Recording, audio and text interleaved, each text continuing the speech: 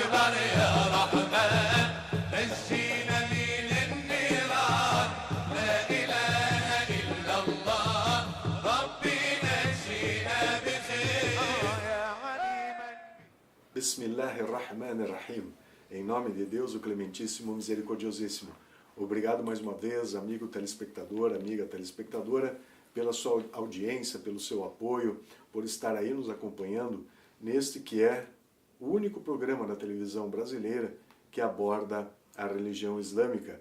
Você já sabe, tem nos acompanhado, nós estamos passando por um momento muito especial. São os 30 dias do mês sagrado do Ramadan Karim, o Ramadan generoso. Generoso porque nos ensina muitas coisas, nos torna mais próximos a Allah, nos oferece uma série de práticas, de oportunidades, inclusive de pedirmos perdão pelos nossos pecados, de aliviarmos a nossa alma por meio de práticas, por meio do jejum. O mês do Ramadã é o mês durante o qual, durante 30 dias, os muçulmanos se abstêm durante as horas claras do dia, ou seja, entre o alvorecer e o pôr do sol, tanto do alimento como da bebida, quanto do sexo, e também nós procuramos fazer o jejum da língua, que é não proferir palavras ofensivas, o jejum do olhar, que é não olhar, não mirar aquilo que não é permitido, que não é lícito. É o jejum também dos ouvidos, né, da audição. Nós devemos evitar ouvir aquilo que também não é lícito, aquilo que também não é proveitoso para o ser humano. Para dar continuidade a essas verdadeiras aulas que nós temos durante o nosso programa sobre o mês do Ramadã, trouxemos mais uma vez o nosso guia, o nosso orientador, né, aquele que é o nosso líder na comunidade muçulmana de Curitiba, do Paraná, e um dos grandes líderes muçulmanos do Brasil, Sayyid Amir Hashem. Salam alaikum, ya Sayyidina. Wa rahmatullah. A paz esteja convosco e Deus abençoe todos vocês. Muito Quem obrigado. está assistindo esse programa, Deus abençoe. Ele dá tudo de bom. Muito obrigado. Nós vamos começar o programa de hoje lendo dois versículos muito importantes do Alcorão Sagrado. São dois versículos que estão contidos na segunda surata do Alcorão, no segundo capítulo, a surata Al-Baqarah. E essa surata, que aborda no seu versículo 183, o evento do mês do Ramadã e o porquê da importância dele.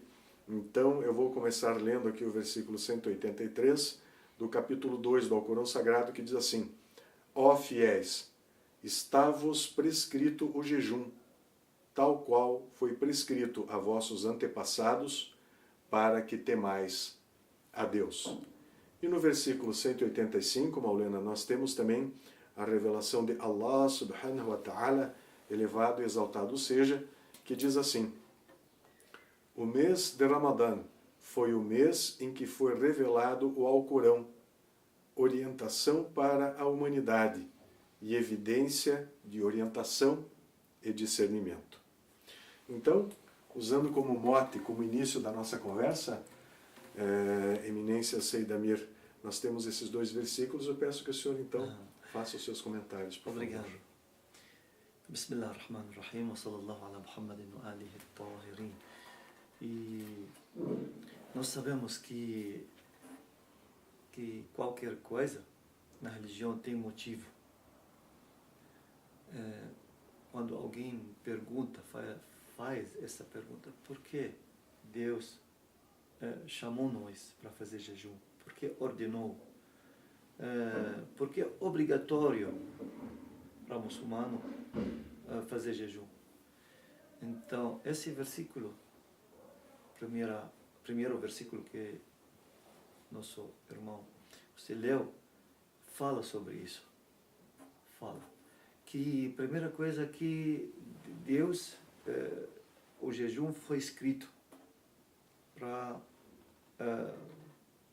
todo mundo. Foi escrito como era escrito também antes da religião islâmica. Existe outras religiões, até agora existe. Na religião cristã existe jejum. mas um pouco diferente. Então, por que Deus ordenou? Ele falou, لَعَلَّكُمْ تَتَّقُونَ. Então, para chegar até esse ponto, taqwa. Taqwa, nós precisamos explicar porque falou sobre temor Deus. Mas taqwa significa mais do que isso. Tem um Você significado mais profundo. Você vai ajudar para explicar o que é o taqwa. Estou tentando aprender assim, andar para mais para frente. Então, taqwa,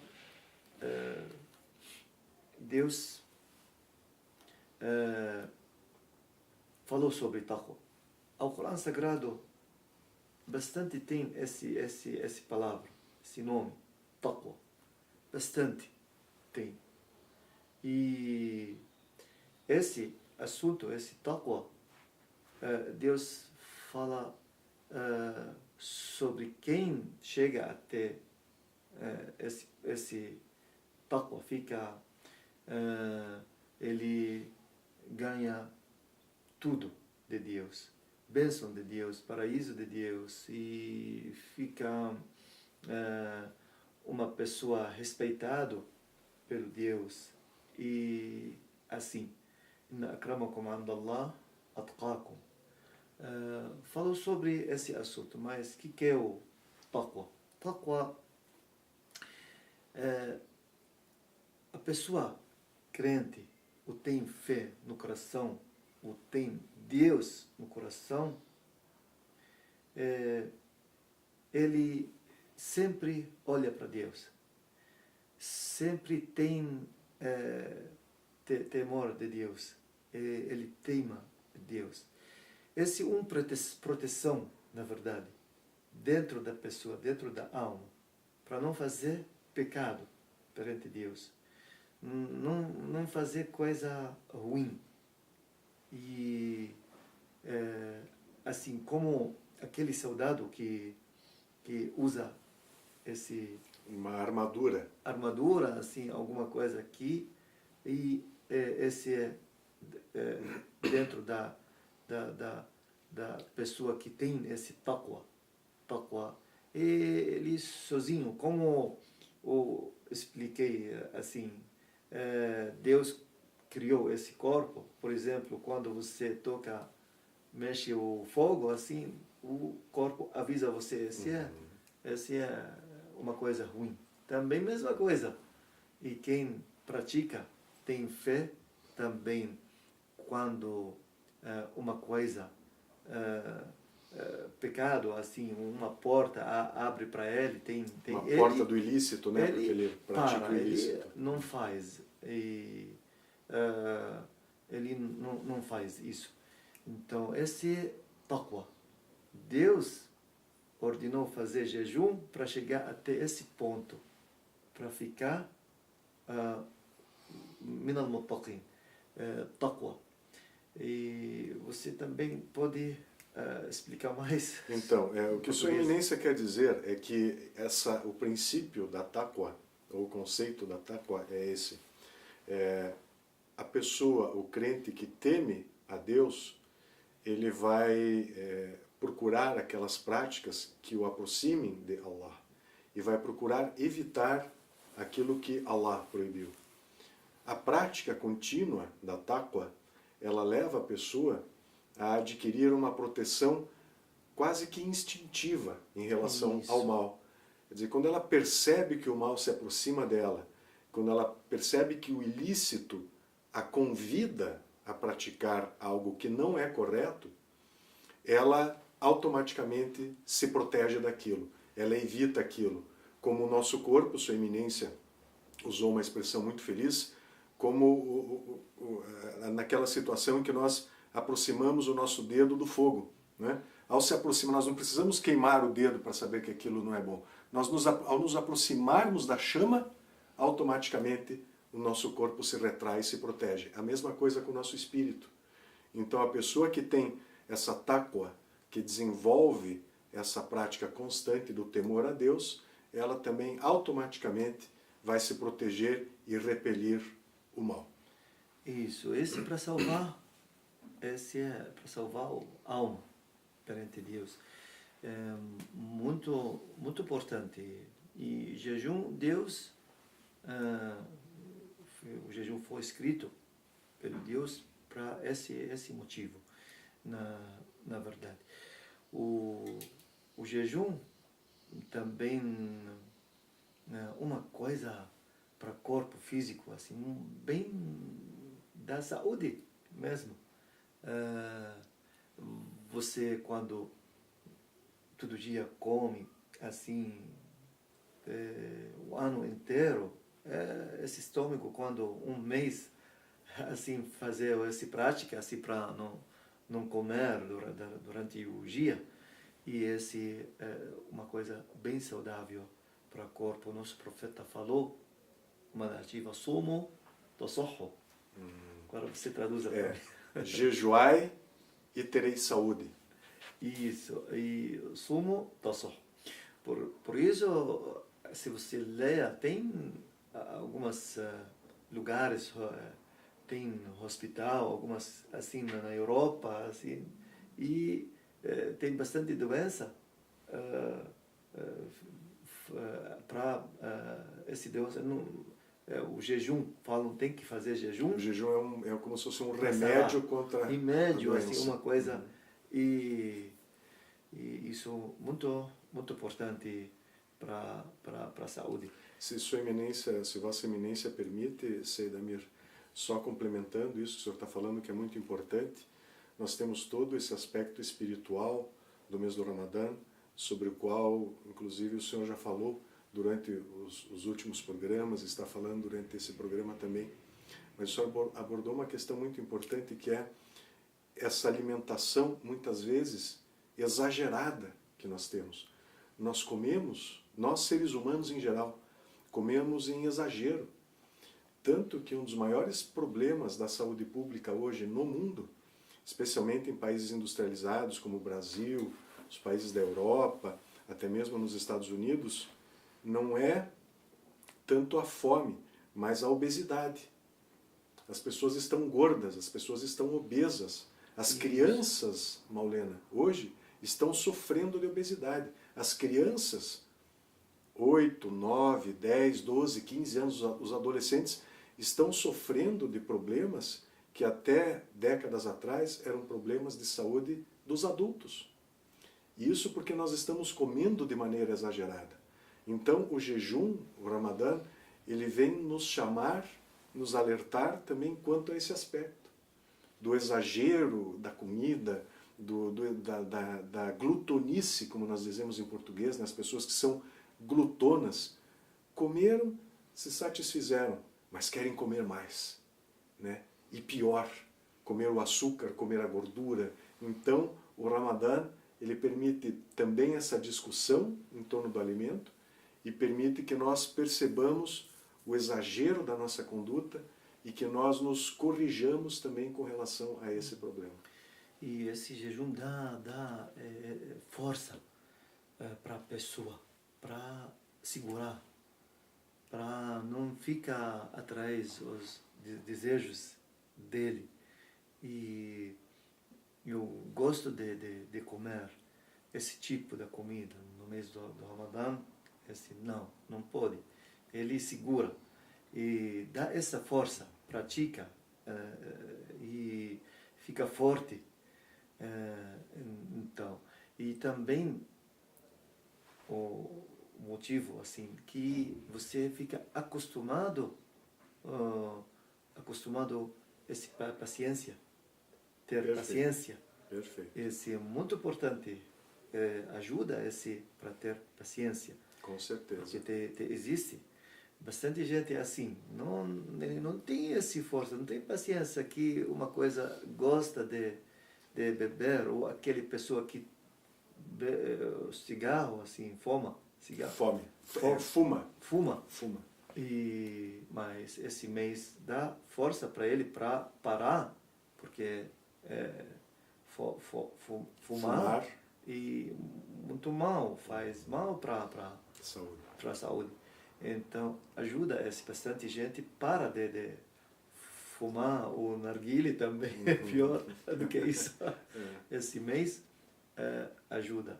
E durante aqui é uma coisa linda que é no Brasil, essa época de inverno, e fácil fazer jejum.